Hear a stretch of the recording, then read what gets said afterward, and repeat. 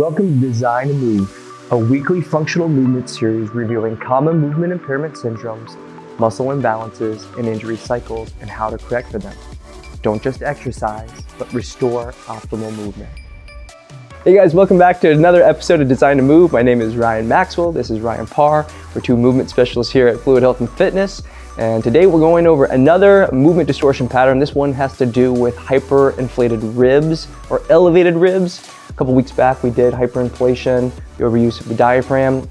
This is kind of an extension of that. In fact, it's a direct extension of that, and the relationships with the ribs being lifted up because we don't have enough support from our abdominals. So we're going to talk about the relationships that pull our pelvis down, which leads to an extension in the spine and then an elevation of the ribs, and how to reduce the mechanisms that get you there.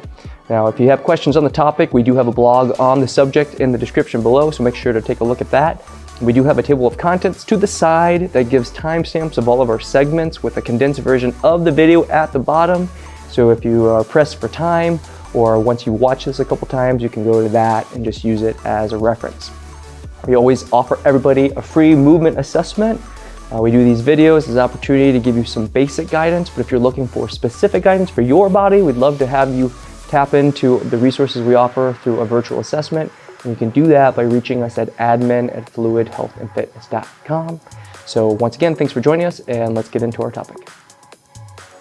So our first segment is mobility and release. Here's where we show you how to reduce the overactive muscles in the body. And for this week on elevated ribs, the ones that we're going to target, and these are just a couple, just remember there's multiple muscles that can be involved in this, but the couple that we're going to target today are the quads, and specifically the rectus femoris, and the back extensor muscles, the erectors or erector spinae muscles. Let's go. So the first muscle group that we're going to target today is the rectus femoris. This muscle attaches from your pelvis down to your kneecap. It allows you to extend the knee and also lift the hip up. So it's a flexor of the leg. And if it's too tight, because we have a tendency to shift our weight into our hips, we start to use it to help support the body or the pelvis.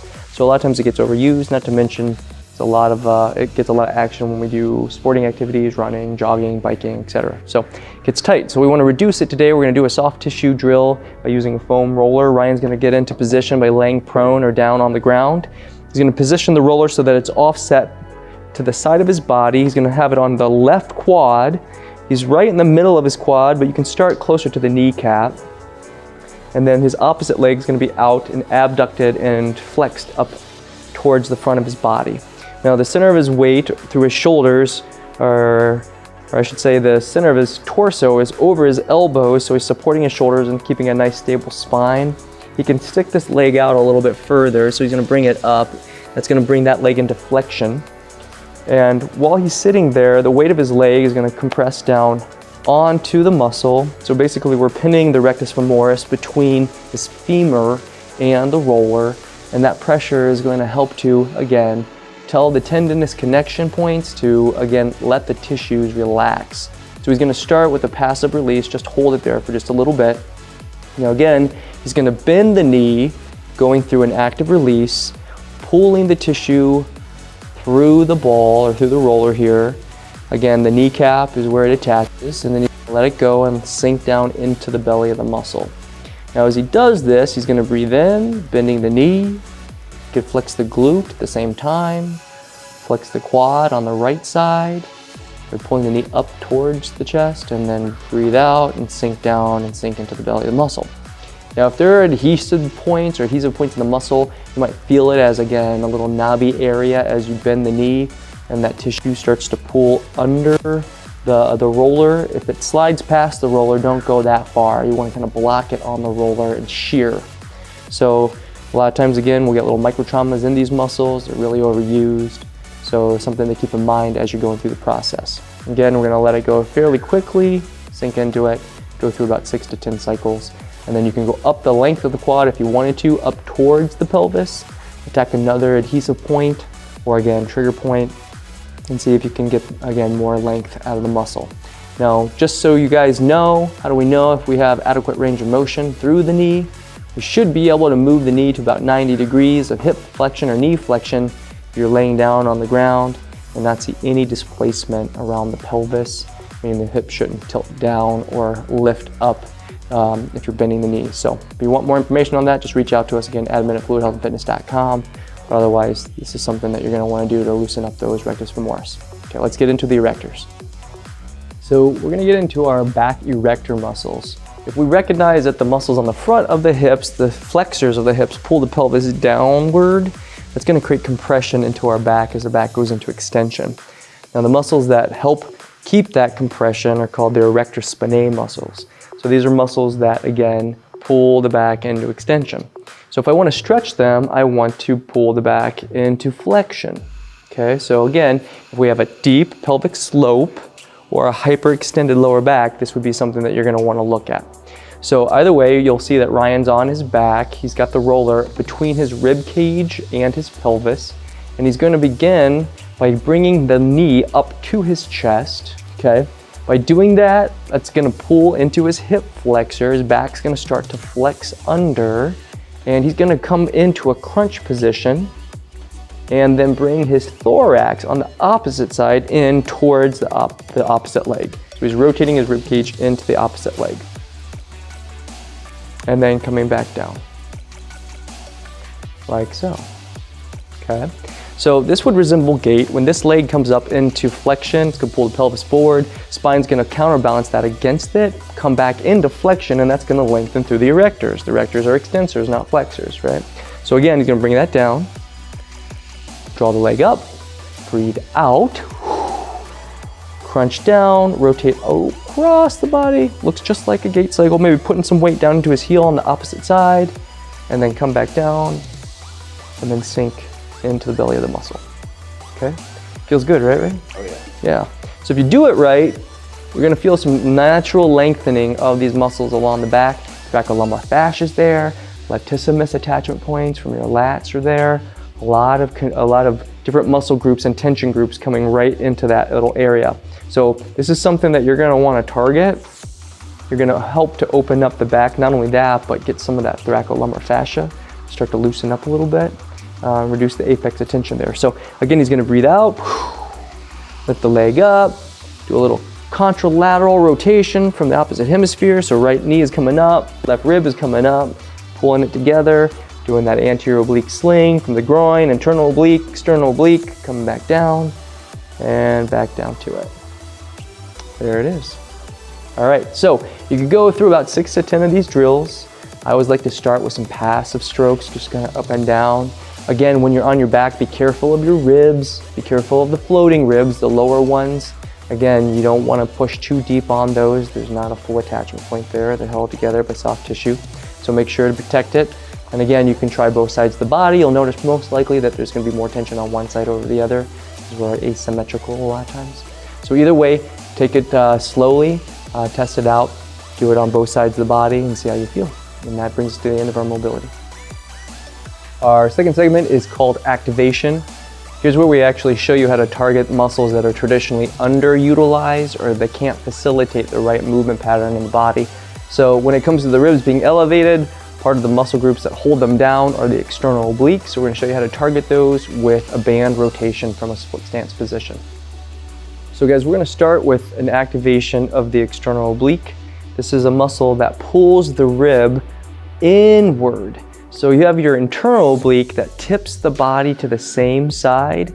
The external oblique rotates the trunk to the opposite side. So if I'm on my right side, it rotates my torso inward.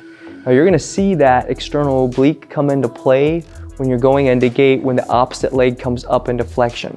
So as I lift my leg up, my external oblique on the opposite side would flex. And that's going to help to create stability for my pelvis and my back and my braced leg on the ground. Okay, so again, if my hip flexors, like my rectus femoris, like we reduced, are too tight, it could have, again, a tipping influence on the pelvis and create an inhibitory effect on that muscle. So you don't get a strong enough impulse out of it. Now you'll see that as, again, excessive rotation on that back leg, where the rib will open up with the pelvis because it's not strong enough to help hold it as we go through a gait cycle on that braced leg. Okay, so pretty important that we get this under control because it leads to excess rotation through the pelvis and the spine. Okay, so Ryan's going to show you how to do this by going into a split leg position. He's going to step back with his right leg He's gonna be rotating, activating his right external oblique. So he's gonna start by bracing through his hip, so his glute is flexed on the right side. He's gonna create a little bit of pressure by pushing back through his heel, pushing his left leg forward, just like he was about to take a step forward into his left leg. Okay, we'll know that his hips are neutral because his ilium, or the hip bone on the right side, isn't rotated out externally, so you're not going to see this, and again the rib wouldn't be rotated out with it. So he's going to clench his glute, hold his leg there, make sure that the angle of his foot is nice and straight, so his foot shouldn't be rotated outward, it's right in line with his heel. And again, he's going to push through the band by pushing through the trunk, not the arms. His arms are isometrically stabilized through the shoulders. Scapula is being retracted back on the left, and he's just bracing through his palm on the right, breathing in and then breathing out, and slowly coming back to a neutral stance where his ribs or his collarbone lines up with his pelvis. Okay, so he's gonna breathe in, push. Remember, he's pushing back through his right heel so he can feel his right glute. You might feel some pressure on his groin on the left side, and then he's gonna breathe out and slowly come back to a neutral alignment.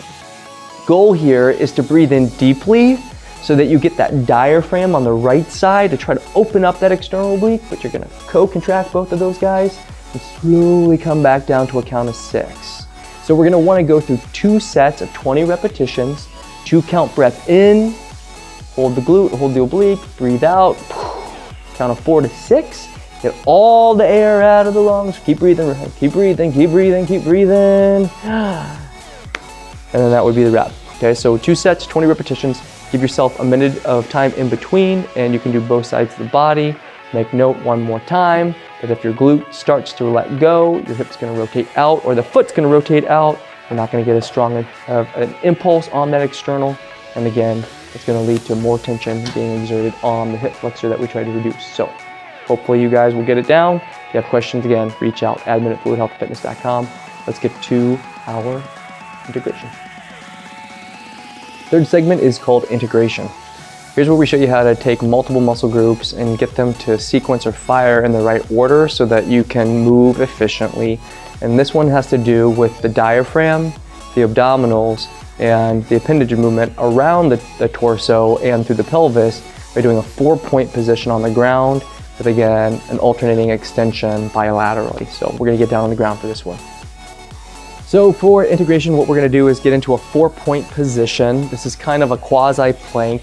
Getting into this inverted position is gonna basically put the weight of your organs into your abdominals, so it's gonna force your abdominals to fire. Now that's an important thing because we wanna, again, support the abdominal pressure while getting some back extension and getting the legs and arms to move around the rib cage and in the pelvis. So this is a way of prepping our body for functional movement when we're upright. So it's like a crawling position. It's just like a baby. We start on our backs. We do this crawling baby thing where we flip over and then go into crawl. And then that prepares us for what? Upright ambulation or gait. Okay, so it's basically regressing that whole process down and making the movement smaller so we can feel the mechanisms of the intrathoracic, intra-abdominal pressure supporting the thoracolumbar canister while the arms and legs move as they should around a braced canister. Okay, so Ryan's gonna do that by getting down on all 4s. Main thing, first off, getting a nice neutral spinal alignment. So his head is in a little bit of an extension here. He's got a nice lordotic arch in his cervical, a nice lordotic arch in his lumbar, a nice little rounded arch on his thorax. So again, that's a nice S curve through the spine. We call that neutral. And then what he's gonna do is he's gonna brace here through his pelvis and his torso by going into a dual extension bilaterally. Extension means behind you, so he's gonna stick his leg behind him. Let's start with the left leg. Yep. Leg kicks back, he's flexing his glute, and then he's gonna shift his weight to his left palm. Breathe in, protract through the shoulder, engage that same external oblique that we talked about when we were just working through that activation, and then retract and depress the scapula on the opposite hemisphere. Once again, this resembles what our body would look like in the mid-stance phase of gait. So he's gonna breathe in and then breathe out slowly, let his arm come back down to the ground, let the scapula glide back into its natural rested, depressed position on the back side of the body, and then kick up again. Breathe in, push through the shoulder, Protract the shoulder around the rib, keep the external oblique engaged, flexing the left glute, retracting the right shoulder. Head is slightly oriented to the left with his head in line with his trunk. And then he's gonna breathe out, slowly coming down to a count of 6. Now he's gonna go through 2 sets of 20 repetitions, again with about a minute of time in between, and then that should give him enough time to recover before we get into our strength exercise. Last segment is strength. Here's where we overload the muscles that are normally weak, that need to be strong, or generally stiffer all the time. Here's where we're going to show you how to target the internal oblique by doing a marching position. It's going to activate all your abdominals, but we want to focus on the internal oblique portion, the muscle that tilts you to the same side, helps stabilize the pelvis, being on the rib cage. And we're going to do that again from a dual leg marching position. We're going to do that again from a dual leg marching position. Let's get to it. Last exercise is strength, and here's where we're going to go into a dual leg march. Basically, we're letting the leg come up and down, and it's controlled by this eccentric stretch of the internal oblique. Okay, so if we get into, again, a bent leg position, these are going to be bent. Arms are down on the ground. He's got his scapula in retraction. His arms are nice and depressed, so he's not internally rotated. Chin's not shrugged up. And so he's got his head down, his eye line's in line with his collarbone. What we're gonna do is let one leg go down at a time. So the flexors of his leg are pulling down on his pelvis and trying to open up his abdominals. He's controlling that by breathing out as he lets the leg come down against that tension, and then breathe in as he lifts it up. So again, we're gonna breathe out slowly. 4, 3, 2, 1, and then breathe in and lift the leg back up into flexion. Okay, so by doing this, we're teaching the body how to contain the pressure of the flexors as they exert themselves on the pelvis and spine by engaging the abdominals and holding that abdominal pressure. Now that's important because if they take over, watch what happens to the ribs. They hike up. So a lot of times it's not just about isometrically holding the abs down and flexing the ribs down, it's about being able to control them while they're in action. That's why we want to make sure that we recognize the mechanisms that lead to the dysfunction over time. Really easy for us to do this in isolation when we know what we're talking about, when we don't have any distractions, but what happens when we're upright? So this would look like, let's put one leg down, walking. So if one leg is coming down and it's stretching that oblique and pulling the pelvis down, that could have an inhibitory impact on that opposite side and reduce your ability to maintain lumbopelvic hip stability. Now that means that the legs are going to move irregularly. It's going to put a lot of pressure on the knee, a lot of pressure on the spine, and then lead to pressure into the neck as it carries up the kinetic chain. So pretty important that we maintain specific relationships here as we're doing this. Ribs want to stay depressed. Legs are going to come down controlled. 4, 3, 2, 1. We don't want to see an external rotation of the femur. The toe shouldn't rotate out. There shouldn't be, again, a big abduction of the hips. And again, we don't want to see the lower back come off the ground or go into extension because we're containing it with the abdominals. And last thing, the head shouldn't crane up. If you see that, let's get maybe a couple of towels, put it under your neck or a pillow or something to help take the pressure off those cervicals that are trying to pull your neck forward, the deep cervical flexors or the scalenes and the sternocleidomastoid. Either way, 2 sets, 20 repetitions, slow controlled eccentric, a more contracted or a more forceful concentric flexion of the leg up, and that's going to help you to get stronger abs and more stability around the pelvis. So today we focused on elevated ribs. This is an issue that normally has to do with the inability of your abdominals to hold your ribs in a fixed position. And it's a relationship that has to do with the spinal alignment because the pelvis has a tendency to want to tip forward. Now, a lot of times it also has to do with overactive pectoral girdle muscles or the muscles that attach your ribs, your first rib, to your neck, like your scalenes, or the sternocleidomastoids that attach the collarbone to the neck, or even the pec minor that attaches the ribs to the collarbone or through the scapula, through the attachment there at the AC. So this is just a system of dysfunction or distortion that we targeted, having to do with the flexors and the lower back muscles, but there are other groups involved that could help to get those rib cage down. So make sure to look at the other video tutorials that we have out there if you want more information, or again, reach out to us at admin@fluidhealthandfitness.com. We did write a blog on the topic, so remember it's in the description below, so make sure to read that.